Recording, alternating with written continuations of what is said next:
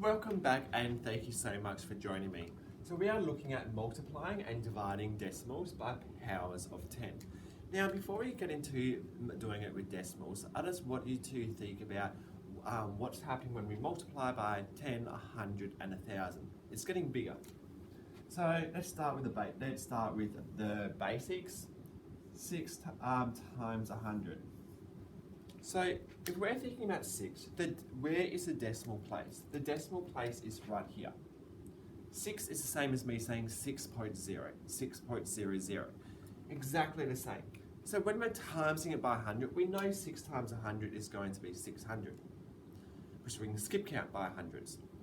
But all we're doing is thinking about how many zeros do we have in 100? We've got 2. So we are moving our decimal spot 2 places.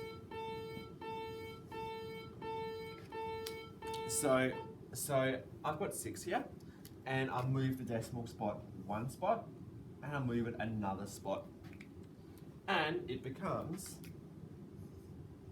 600. That's exactly the same way that we do it if I have 0.7 and I'm timesing by 100. 100 has 2 zeros in it. So I'm going to be moving the decimal spot 2 places to the right, because it's going to be 100 times bigger. Because this is like saying I've got 70 cents and I'm going to times 70 cents by 100. So that just means I put 0.7 here. I move my decimal spot 2 spots, and then I put a 0 here. And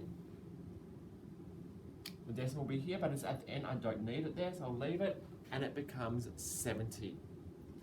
Now, it works the other way around as well on when we are looking at dividing. So, if we're thinking about our understanding of the connection with multiplication and division, it's just the opposite. So, if I've got 6 and I'm dividing by 10,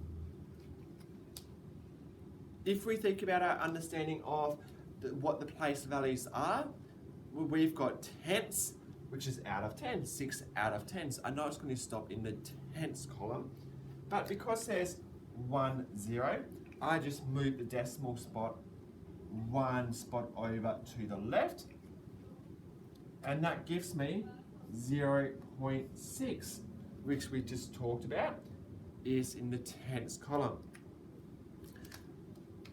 Doesn't matter what we are dividing by. It could be 0. I could have 0.78, and I'm dividing by 100.